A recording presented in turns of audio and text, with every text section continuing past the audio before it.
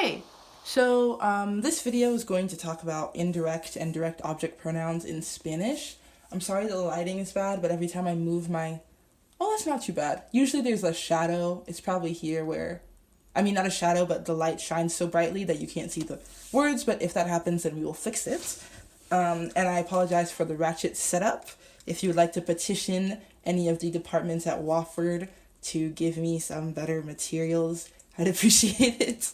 All right, so anyways, let's get right into it. Indirect and direct object pronouns in Spanish. So here we have a list of all, so here we have a list of all the direct object pronouns in Spanish. Me, which corresponds with yo.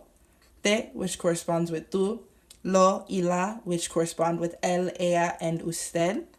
Nos, which corresponds with nosotros, us, or we. Os, which used in Spain corresponds with vosotros. And los y las, which correspond with ellos, ellas, and ustedes. Then we've got indirect object pronouns, which again, me, te, le, which corresponds with él, ella, and usted.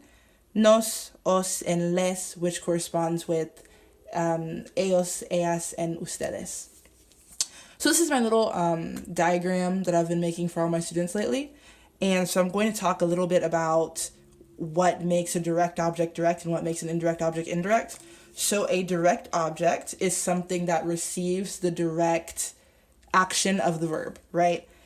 So if the question that you're asking about the thing is what or who, not for what, not to who, those are different questions. If the questions are simply what or who, you're talking about a direct object. It receives the direct action of the verb.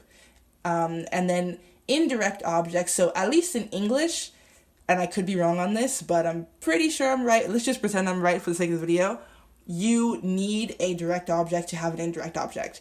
There are some exceptions for Spanish, which are there's some exceptions for Spanish. However, in English, you need a direct object to have an indirect object. So after you've asked the question what or who and answered that, then you can ask the question to whom or for whom or to what or for what.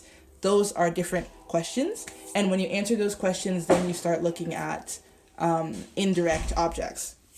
So an example of a direct object would be, here I've got some sentences, and I think maybe if I prop this under my book, we can look at this at the same time. How's that? Ratchet, but it works, kind of. Oh, see, that's what I was talking about with the light. All right. Yeah. All right, so here I've got some examples of direct objects so we can see kind of what I'm talking about. So the dog ate the bone. So the direct object of ate is the bone, because we're asking the question, what did the dog eat? The dog ate the bone. It's a what question. What questions are direct objects? What did the dog eat? The bone. Here we have the next one. I carry the backpack. What did I carry? The backpack. All right. You write a letter. What did you write? A letter. We take the desk. What did we take? The desk. And let me give you an example of one that has who in it, just so you can see. I hug the woman. Who do I hug? The woman. I kiss the guy. Who do I kiss? The guy. So these are all direct objects. So now we're going to go over how we would translate these sentences in Spanish were we not trying to use the word itself. So you know how in English, I could change all of these sentences and say, the dog ate it, I carry it, you write it, and we take it.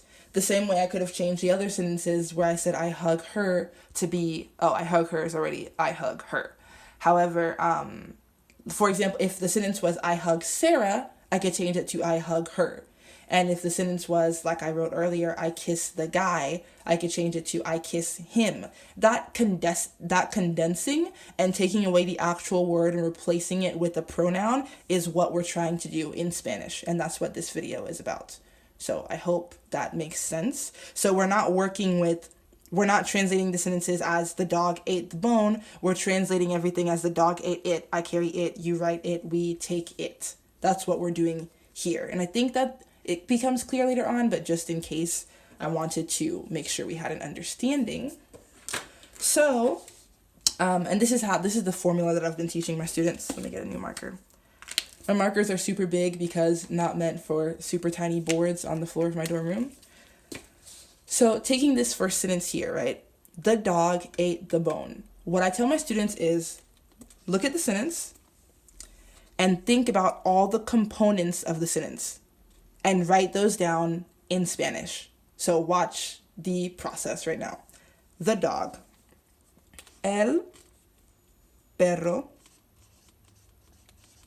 Right? Plus or más if you're talking in Spanish. El perro más. Ate. We're not going to conjugate anything right now. We're just looking at components. The dog ate. To eat in Spanish is comer. The dog ate. Plus the bone. The bone in Spanish is el hueso. El hueso. Oh, there's no period. That's not a sentence. This is my formula that I'm going to work with to transform this sentence into the dog ate it in Spanish. This is the formula. Nothing is conjugated. None of that. Okay? We worry about that in this next step. So what I'm going to do is I'm going to take everything here and watch the process. Watch the process. So I'm going to bring down el perro. This comes down. I'm going to leave a blank in the middle. I'm going to conjugate comer to match el perro, okay? Here in this sentence, I have it as preterite tense, as past tense, which would be preterite in Spanish because it's a thing that happened like this, quickly with a definite end. When the bone was gone, the dog stopped eating, obviously. So I'm going to do the same thing. Now, if this sentence was in present tense, I'd do present tense. If it was in whatever tense, you get the point. So to keep it a direct translation of this, I'm going to use comió. Comió. Okay? So comer matches el perro, and then it's conjugated in the same tense that I conjugated it on the sheet. Okay. This blank right here is where the it that's replacing el hueso is going to go. Now, we're going to look at el hueso, and we're going to think to ourselves, what would this correspond to on our handy-dandy direct object guide? It's not me, it's not te, it's not nos, it's not os, it's not plural, so it's going to be lo or la, el hueso, lo. So I come in my little blank. And this is my completed sentence. El perro lo comió. El perro lo comió. Okay? This is the formula. This will save your life every time. All right, let's go to the next sentence.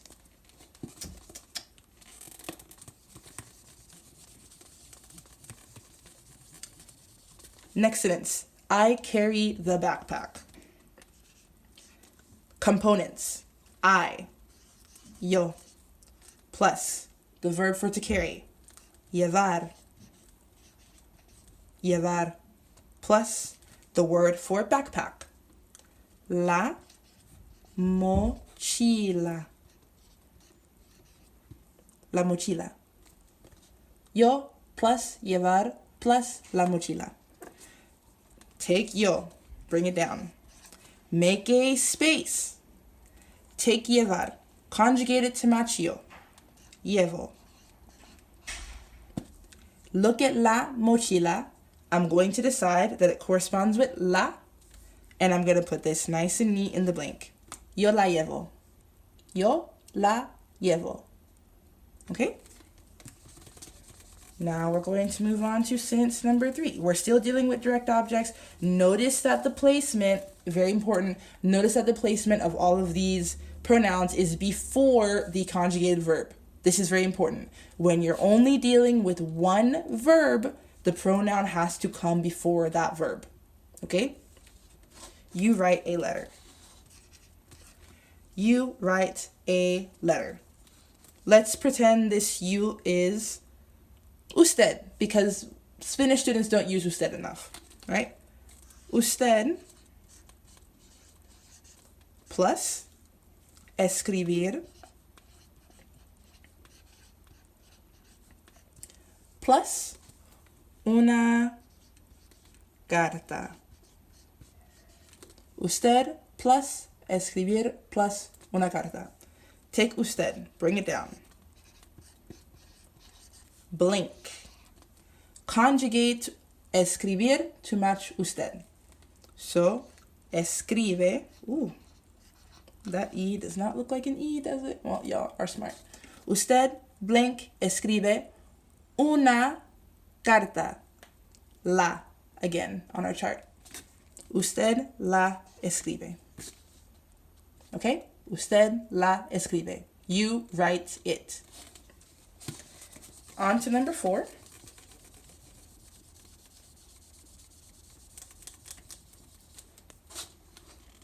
Number 4, we take the desk. We, nosotros,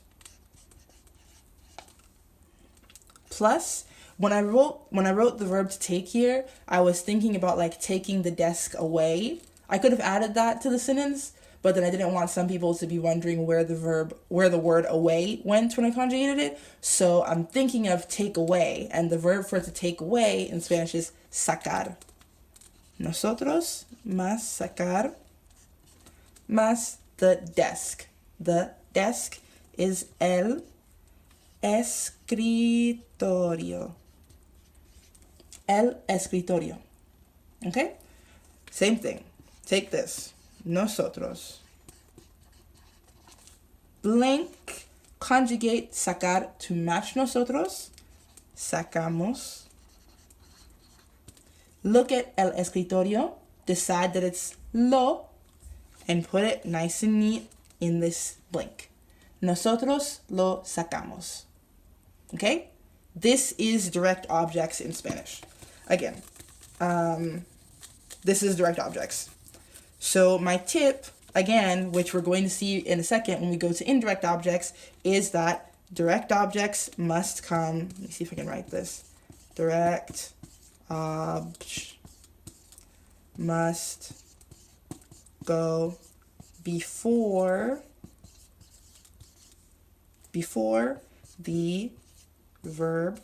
Cannot stick to one capital or not capital. Direct objects must go before the verb when there is only one. Direct objects must go before the verb when there is only one of them. The exception to this rule is commands. I can't even spell. What is going on? Direct objects must go before the verb when there is only one of them. The exception to this rule is commands. If we're not talking about commands, we're talking about the sentences that I just wrote, they go before. Okay? We'll talk about what happens when there's two verbs in a little bit. So now, let's get into indirect. So I said how in English, whenever you have an indirect, you have a direct. So we're going to reflect that right now as we change our sentences. So the dog ate the bone. All right, let's change them like this. I don't want to erase. Let's see. But there's not really space. The dog ate the bone for her. Okay? I carry the backpack for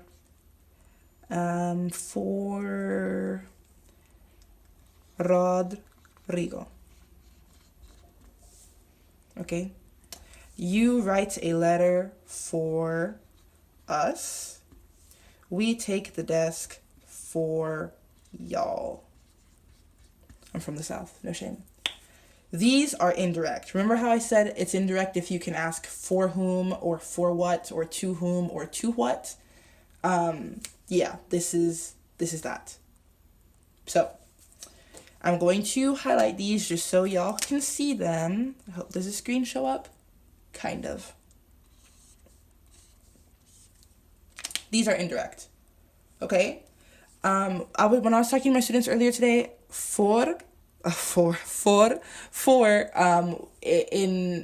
in the Spanish translation of these sentences, or in the Spanish translation of a sentence that's fully written out with no pronouns, this for is probably going to be para.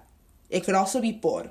Just letting you know that when you see a sentence of this structure, if you're going to look at a Spanish sentence of a similar structure, it's going to be for, it's going to be, oh my gosh, it's going to be por or para.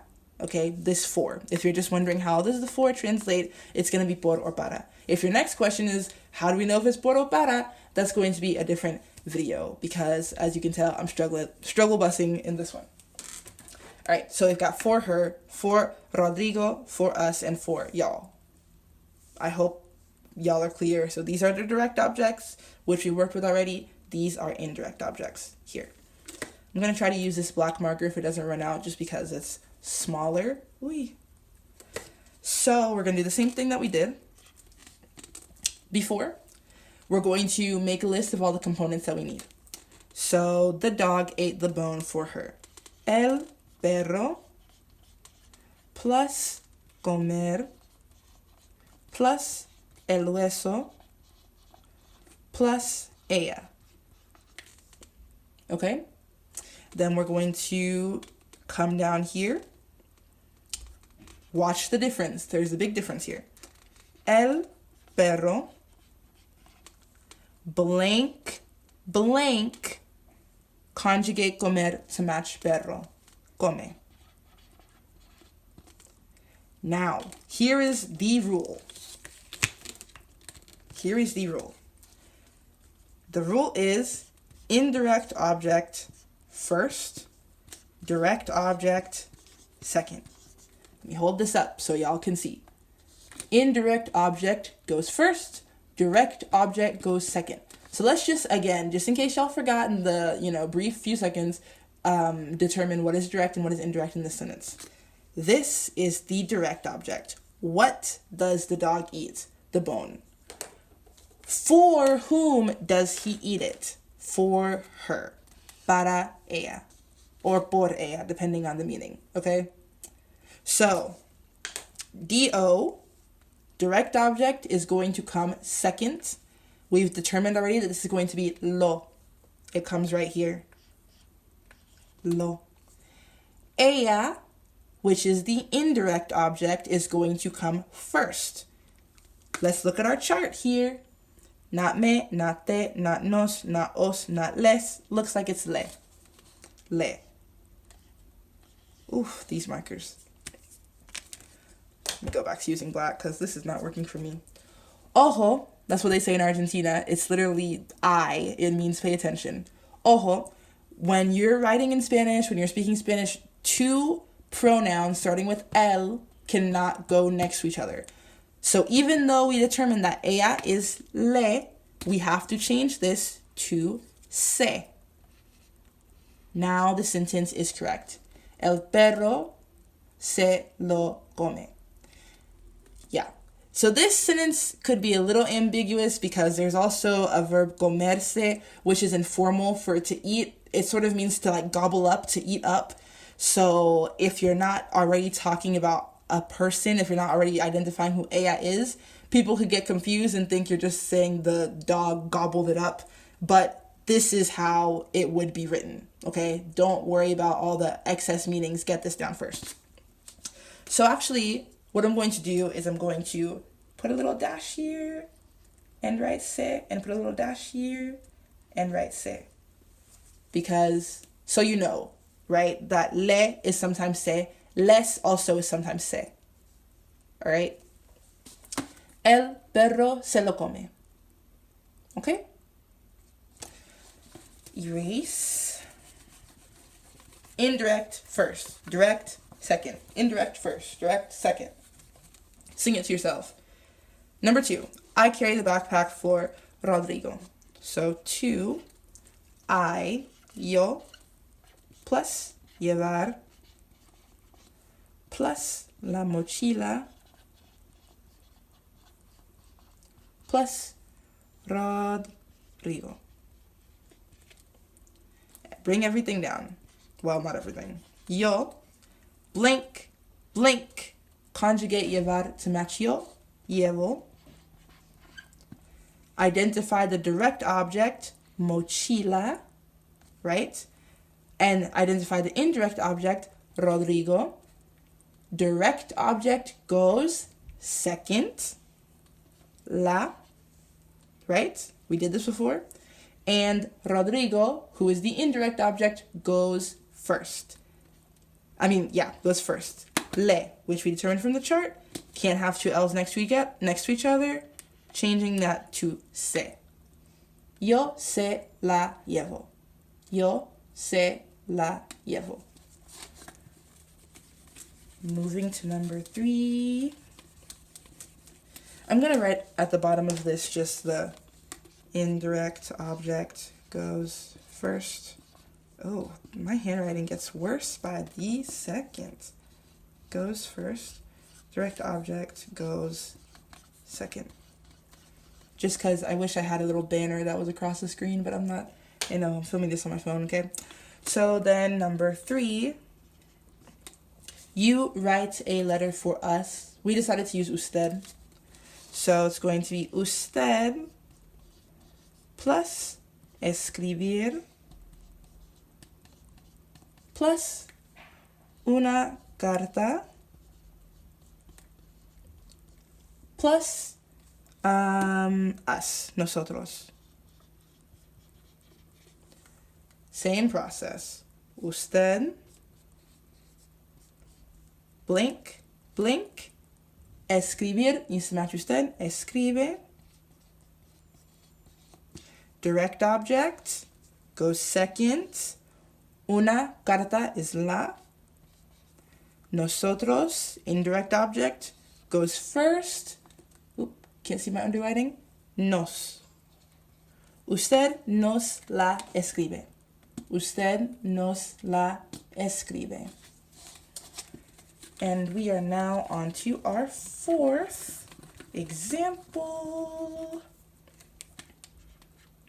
We take the desk for y'all. Okay? So, nosotros plus sacar el escritorio for, I'm going to use ustedes because I'm used to Latin American Spanish. Nosotros plus sacar plus el escritorio plus ustedes. Same process. Nosotros. Oh, I erased my note. I didn't mean to erase my note. Nosotros. Okay, I'm going to write it again. Io goes first. Dio goes second. Okay. Blank, blink. Sacamos. Nosotros, blank, blank, sacamos. Io goes first. Dio goes second. Dio, el escritorio. Dio goes second. Lo, right? Down on our sheet. Y después ustedes, which is les. But since we can't have two L's, we're going to say se. Nosotros se lo sacamos. Nosotros se lo sacamos. So that is how to do indirect and direct objects. And so these sentences, let me just rewrite this one. Nosotros se lo sacamos. This sentence reads, we take it for y'all. But yeah, we take it for y'all. We take it for y'all. Okay? That's what that is the idea that the sentence is trying to convey. Of course, you have to have mentioned what the it is before so people know what you're talking about. And also have mentioned the y'all, so you know for whom the desk is being taken, but that is the idea the sentence is trying to convey. So I want to talk about what happens when you have two verbs next to each other. So I'm going to do a sentence that is, I want to give, let's do something romantic, my heart to you. How sweet. I want to give my heart to you. So let's translate this. Let's componentize? That's not a word. Let's make components out of this. Yo plus the verb for to want, which is querer, plus the verb for to give, which is dar, plus mi corazón, plus tú. Okay? And I could change this to el corazón because in Spanish you don't use mi or tú or any of those personal pronouns talking about body parts because it's obvious from the context and they don't like to be redundant. Mi corazón, el corazón, same thing. Okay? Yo plus querer plus dar plus el corazón plus tú. Okay? So here you have a choice. Remember when I wrote on my board the thing about how if there's only one verb and it's not a command, the pronouns have to go before the verb? When you have two verbs, you write that I'll write it on the bottom. I'll write it on the bottom of this. When you have two verbs, you have a choice. The pronouns can either go before both of the verbs or after both of the verbs. Before both of the verbs, let me just go ahead and write it. Before both or after both. Never in the middle. Middle is not a thing, okay? Before both or after both. Okay? Cool. There's sort of an exception to this, but ignore it right now. Actually, the exception doesn't exist. I mean, the exception exists, but the thing is when you're going to have two verbs next to each other with nothing in between, if there's nothing in between the verbs, then you are not going to break them by putting the pronouns in between. Okay? So what we're going to do here is yo blank blank quiero dar. Oop, that is not how I spell quiero. Quiero dar. We're also going to do, so I can show you both ways, yo quiero dar blank blank. Okay? So we're going to do the same thing. Identify the direct object. Direct object goes second. Good job. And el corazón is going to be lo. So it's going to be here and here. The order of the pronouns does not change. Tú, being the indirect, is going to go here and here. This is one big word. When it goes to the end, this becomes one big word. Dártelo, dártelo, dártelo. I think there's an accent here. Dártelo, dártelo, dártelo, dártelo. No, dártelo. This is right. This is one big word, okay? So I'm going to connect all of this. This is dártelo. Yo te lo quiero dar. Yo te lo quiero dar. Or yo quiero dártelo. Okay? Before both or after both. And when it goes after both, it makes one big word with the last word, with the last verb. Okay? So that is that, my friends. I hope you have enjoyed this video. And I'm going to do a quick recap of some things. Just to summarize, I'm trying to think if I can think of any exceptions to these rules. So like I said, so in Spanish, so in English, I mean, I always said that you're never going to see a indirect object without a direct object. You can fact check me on that, but I'm pretty sure I'm right. Could be wrong. I don't teach English, I teach Spanish. However, in Spanish, sometimes you can see an indirect object without a direct object. One of the major exceptions, one of the major examples of this being gustarle, where you do not see a direct object. And verbs like gustar, right? So, interesar, molestar, ¿qué más? Fascinar. This is all le gusta, le interesa, nos molesta, me fascina. It's not direct objects, you're using indirect objects.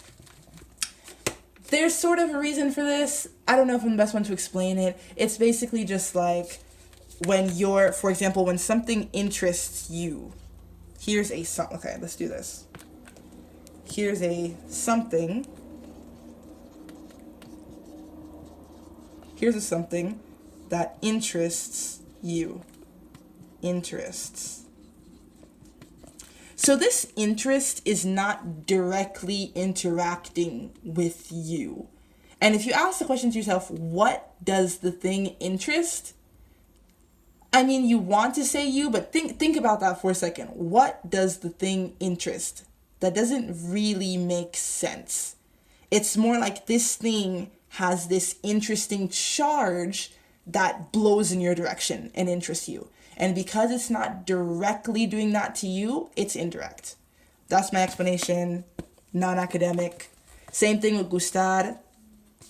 Are you going to say like, and I've talked about how gustar does not mean to like, it means to please. But when something pleases you, it's not really directly doing something to you. It's more like being pleasing in your direction. So that is indirect. And I already made a video about verbs like gustar, but you could barely hear it, so I may make another one. Okay, so yes, so my quick recap. DOs, the questions for that are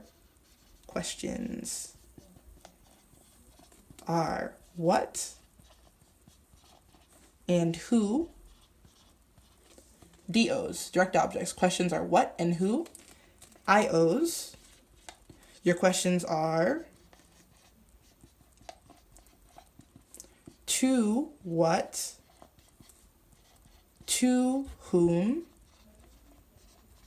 for what, and for whom. Okay? When there's only one verb, pronouns go before. Pronouns go before. Two verbs before both, or after both. And the most important rule of all, DOs go second, IOs go first. And another very important rule, no L's together. No L's together, which is why we have here indirect, we have se and le, and we have se and les, because when there's two L's together, because indirect comes first, indirect will change to se. Even if it's les, it always changes to se because two L's cannot go together. Indirect changes, direct does not change. So that is my video on indirect and direct objects in Spanish. I hope this has helped someone out there, and I will see some of y'all tomorrow and on Friday. Bye.